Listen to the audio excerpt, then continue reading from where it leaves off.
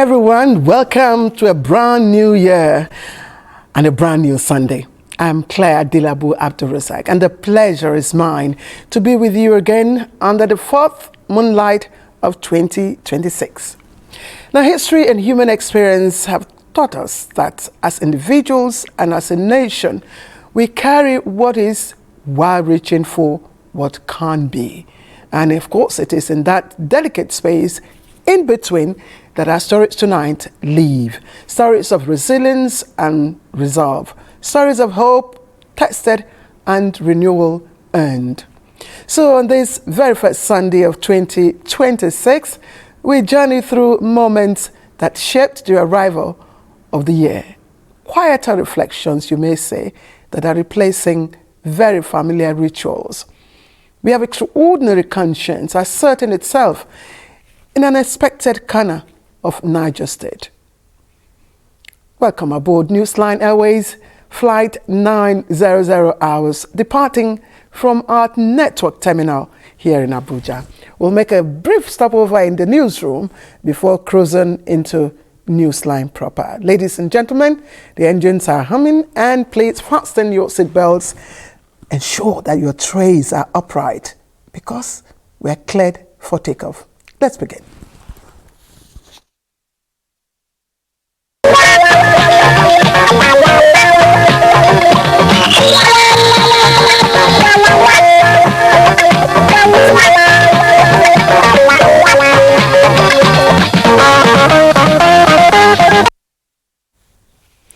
And here is the news. More details have emerged on the recent attack by a suspected terrorist in Borough local government area of Niger State, which left more than 30 persons dead and many abducted, including women and children. Correspondent Kabir Abdullahi tells us more. According to Usman Issa, a resident of the community, stated that terrorist activities have reportedly persisted in parts of Kasuwan Daji and its environs over the past 2 days, with the situation escalating on Saturday. He stated that at about 4:30 p.m. on Saturday, suspected terrorists believed to have emerged from the National Park Forest along Kabe District and attacked Kasuwan Daji Market, located at Demo Village. During the attack, the assailants set the market ablaze after looting several shops and cutting away food items and other valuables. Meanwhile, on the morning of January 4, 2026, at about 8 a.m., a joint security team visited the scene for an on-the-spot assessment. Findings from the visit confirmed that 30 people lost their lives during the attack, while several others were abducted and taken to an unknown destination. Joint security effort, not particularly the police, the military, the police, including the state government, local security outreach, they are doing everything possible. And as I mentioned, a lot of operational measures is in the pipeline to ensure that this situation does not occur again. Unfortunately, it happens like this, but a lot of effort is in top gear to ensure that we clear this element in our forest. In Abuja, Kabir Abdullahi, NTA News. And President Bola Ahmed Tinubu has directed the Minister of Defense, the Chief of Defense Staff, Service Chiefs, Inspector General of Police, and the Director General of the Department of State Services, DSS, to track down and apprehend the perpetrators of the Kasuwan Daji attack, ensuring they are swiftly brought to justice, as well as rescuing all the abducted victims urgently. A statement by the Special Advisor to the President on Information and Strategy, Bayo Ononuga, says the President issued the directives on Sunday in response to the recent killings of villagers in Niger State by terrorists suspected to be fleeing from Sokoto and Zamfara following the United States airstrike on Christmas Eve. While condemning the attack on the Kasuwan Daji community and the abduction of women and children, the President sent his heartfelt condolences to the families of the victims, the people and government of Niger State, as well as to the country. President Tinubu assured the people of Niger State that security agencies have been mandated to intensify operations around vulnerable communities, particularly those near the forest that have served as hideouts for criminal elements. He urged Nigerians to remain united and resolved and resolute in the face of this tragedy and cautioned against divisive rhetoric that could undermine national security and cohesion during this challenging period. In a statement,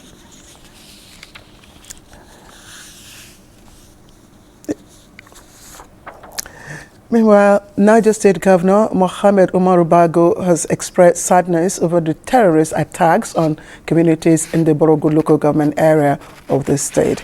The statement by the Chief Press Secretary to the Governor, Bologi Ibrahim, described the terrorist attacks that led to the death of many people, kidnapping of several others, and the destruction of livelihoods as cruel and nefarious. The governor extends his deepest sympathy to the people of the affected communities, especially the victims and their families. The victims of the attack at the Katswandachi Market, Sukumbara village are drawn from different religious backgrounds and communities in Borogo local government area of the state. The governor notes that it is disturbing and worrisome to start the year with such unfortunate incidents. However, he urged the people to remain resolute in God and that his administration is collaborating with the federal government and security agencies to improve the security in the state. He also adds that joint security team is trailing the terrorists with the view to rescuing the kidnapped victims. And troops of 12th Brigade Nigerian Army have recorded another operational success following coordinated patrols and ambush conducted in Kababunu and Yagba West local government areas of Kogi State. In a statement by the Acting Assistant Director, Army Public Relations, 12th Brigade Nigerian Army, Lieutenant Hassan Abdullahi, the troops acting on credible intelligence on the movement of bandits from Adankolo area towards Agbadubunu in Kababunu local government area, swiftly deployed and laid ambush at the identified crossing point of the terrorists, eliminating 2 bandits and recovering 1 AK-47 rifle. Meanwhile, further intelligence revealed another movement of bandits around Saminaka village in Yagba West local government area, where a suspected bandit logistics supplier identified as Sunday Adedotun was arrested from Odueri village in Yagba West local government area.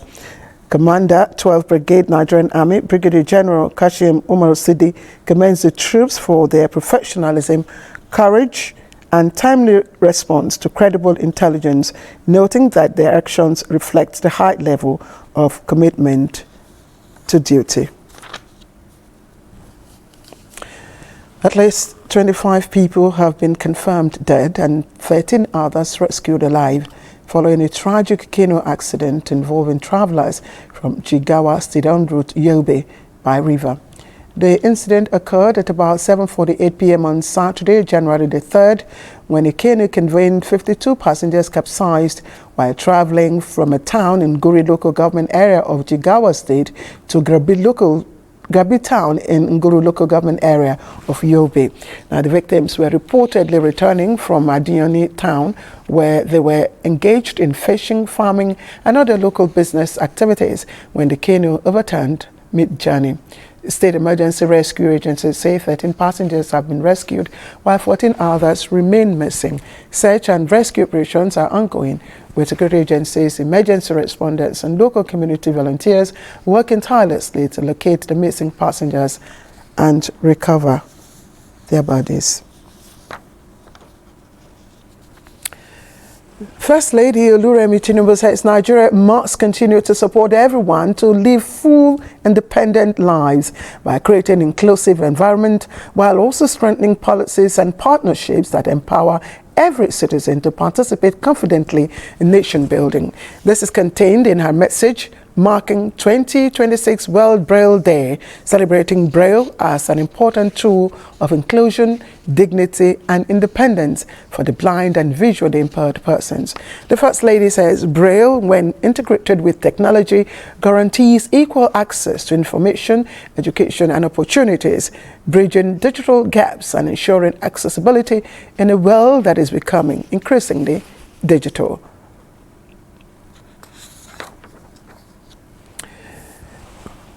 Now, the people of Okwara State joined the call to sustain the renewed hope agenda initiative of President Bola Ahmed Tinubu beyond 2007.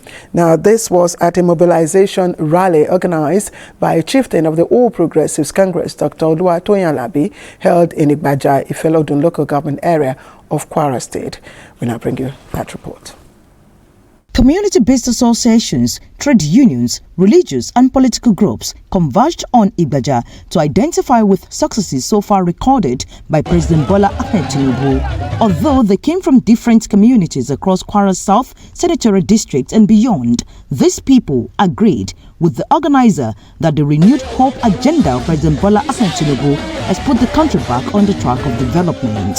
Dr. Oluwatoyin Alabi, a hospitality business guru and staunch supporter of President Tinubu, believes the transformation policies and programs of the APC-led government deserve everyone's support to succeed, hence the mobilization rally. The main target is to get Kwara State, the whole state, behind President Bola Ahmed Tinubu. I am coming out to support him and to carry out the Renew Hope agenda at the state level. We are working in tandem with the federal government on this, and I believe the whole agenda, by the time it is completely implemented, we change the narrative for every state, for every local government, for every community. Coordinators for the 7 local government councils in Kwara South were inaugurated with a mandate to take the renewed hope message to all the nooks and crannies of Kwara State. To the newly inaugurated coordinators and representatives of other interest groups, the president's achievement in education, social security, and other sectors of the economy are enough to give his administration every support. Look at how much we are buying fuel now. There is reduction in the fuel, there is reduction in the food. He has done a lot of things for us in the country, therefore want him to continue the legacy. The convener, Dr. Oluwatoyin Alabi, a governorship aspirant, and his entourage had earlier visited the palace of Elese of Igbaja, where the royal father prayed for the actualization of his political ambition and for peace and development of Nigeria. Mutiat Olushola, NTA News. All right, and let's move on to sports now. And the ongoing AFCON Cup is becoming much more interesting. And of course, Francesca Bile is right here with us on Sports Update. Francesca, I'm just wondering, the bait, given to the Mozambicans against Nigeria Super Eagles tomorrow, do you think it will work? Well, I feel the Super Eagles would definitely beat the Mozambique because they have been really impressive in their group stage match. So I believe they are going to beat Mozambique. All right, we keep our fingers crossed. All right, welcome to Sports Update. Ahead of the Super Eagles round of 16 encounter with Mozambique, head coach Eric Chell and captain Wilfred Ndidi have emphasized that the group stage is now firmly behind the team, with full focus placed on the knockout challenge ahead. Nigeria will be aiming to reach the quarterfinals of the Africa Cup of Nations, Morocco 2025, for a record 18th time when the Super Eagles take on Mozambique in Monday night round of 16 fixture at the Complex Sportive Defense. Well, yeah, like you said, this is the end of the group stage, or another tournament start. We play tomorrow against Mozambique, a good team, and I think the state of mind of the group is good. This evening we have a last training session to prepare this game for tomorrow. The spirit in the camp is high, and everyone is ready for this game. The group stage is gone, the competition starts now, so everybody's focus is on the next. Still talking football, host nation Morocco booked a place in the quarterfinals of the Africa Cup of Nations with a hard-fought 1-0 victory over Tanzania, moving a step closer to a first African title in 50 years. The Atlas Lions initially thought they had taken the lead when Ismail Seibari headed home a teasing cross from the left, but the goal was ruled out for offside. Morocco eventually broke the deadlock in the 65th minute when Diaz beat Masalanga at the near post, maintaining his impressive scoring record of finding the net in every game for his country. Morocco will now face winners of either South Africa or Cameroon clash, which is currently ongoing in the quarterfinals on Friday. Tanzania, meanwhile, exits the tournament with their heads held highly after progressing beyond the group stage for the first time in the nation's AFCON history. Now, in the English Premier League, Leeds United stretched their unbeaten run to 7 matches after battling to a 1-1 draw against Manchester United on Sunday. Brentford striker Igor Thiago grabbed a superb hat-trick as his side claimed a 4-2 away victory over Everton, a result that lifted Brentford to 7th place and strengthened their bid for a first-ever European qualification. Elsewhere, Newcastle United recorded a 2-0 home win against Crystal Palace, with both goals coming on the second half to move them up to 9th on the table. Fulham, meanwhile, held defending champions Liverpool to a 2-2 draw. Liverpool may remain unbeaten in 9 matches in all competitions and continue to occupy 4th place in the Premier League standings. To boxing, former heavyweight champion Tyson Fury has announced that he will make a return to boxing in 2026. The 37-year-old British star has not fought since his defeat to Alexander Usyk in December 2024, a bout that was contested for 3 of the 4 major world heavyweight titles. Fury confirmed his comeback plans on Sunday via a post on his social media platforms, signaling his intention to step back into the ring in 2026.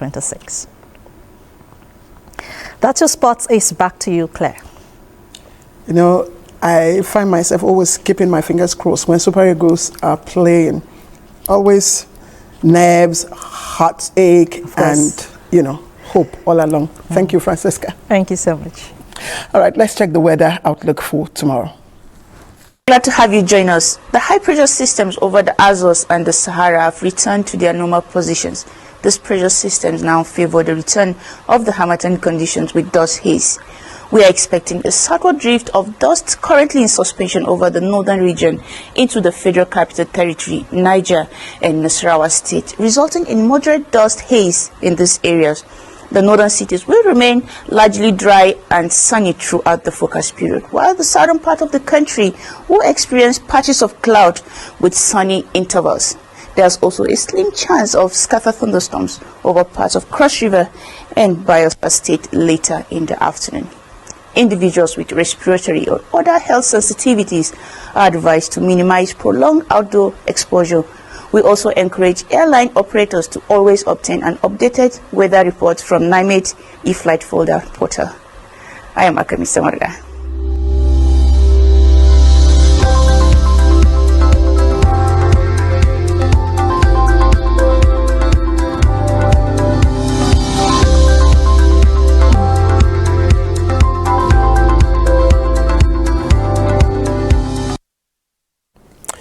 All right, thank you, Akami Samata, for the weather report. And that concludes the news. And I'll just quickly settle down, take some commercial break, and I'll be back for NEWSLINE proper.